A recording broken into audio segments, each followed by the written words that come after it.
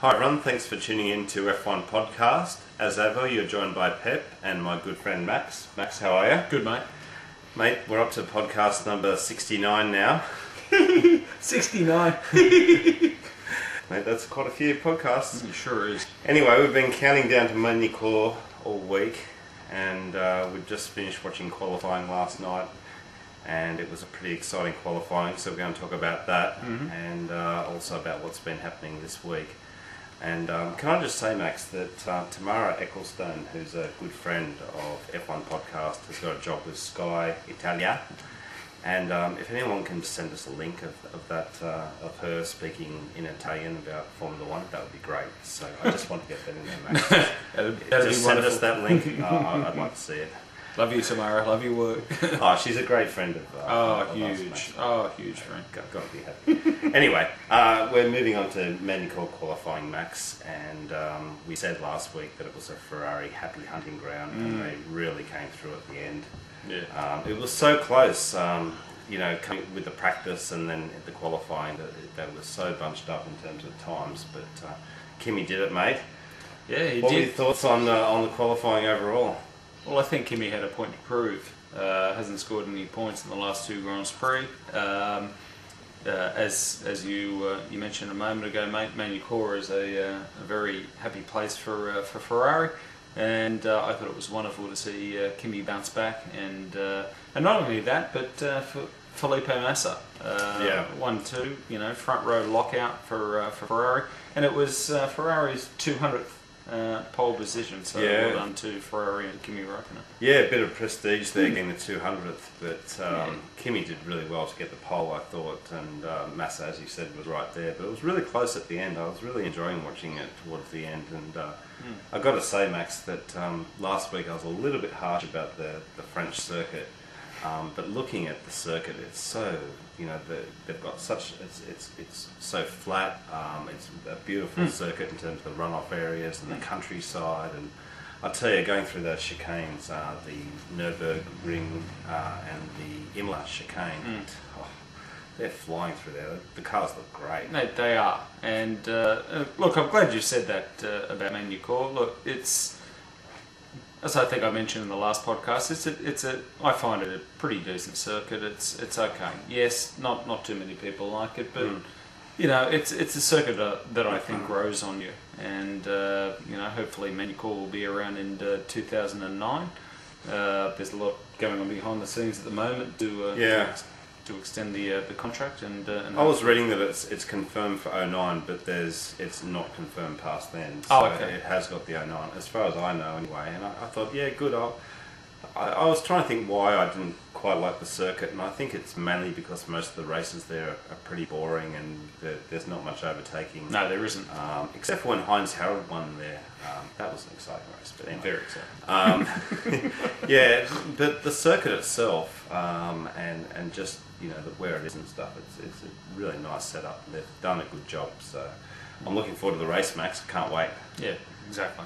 Okay, Max. Well, the Ferraris are on pole. They're on the front row of the grid. Then we've got Alonso and Trulli. How great is that, though? Alonso getting P1 in practice, and then now putting it so far up the grid for Magny Cours. I think it's awesome for the French crowd and also for Renault. For sure, no doubt about it. I'd be interested to see what fuel load he's on, but I think it's fantastic that Alonso's on the second row, qualified third, and I know that Renault have bought a lot of modifications to their car this weekend, and so far so good. I guess we've got two Renaults in the top 10. Yeah. And I think it's great that Fernando has qualified on the second row. Yeah, and then Trulli's up there as well. And how good is that for Toyota? Trulli. Yeah. Qualifies on the Timo's second row. been doing well as well. Thanks very much. Yeah, Toyota's definitely doing well. Two Toyotas in the top 10 as well. Yep. Mate, fantastic.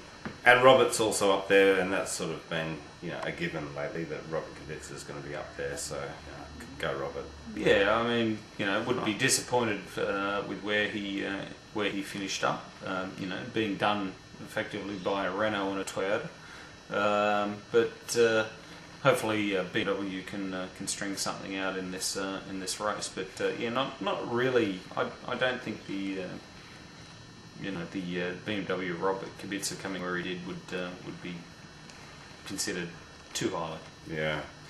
And then the next guys along are the Red Bulls. I mean, Mark Webber and DC after DC's podium. So really, it was the two Ferraris, the two McLarens, the two Red Bulls, the two BMWs, two Toyotas, or one BMW. Sorry, two Toyotas. not the two BMWs. Nick, I felt terrible. Look, I think Red Bull did really well, and let's of course, we also realised that both Heikki and Lewis had suffered a penalty, but I still think for the Red Bulls to get both of the guys in the top 10 was great, and hopefully they'll have a pretty strong race. Yeah, well, penalties, Max. Lewis's penalty, Nico's penalty. Now Heikki's got a penalty for blocking Mark, and I've got to say I saw that in qualifying. That was blatant.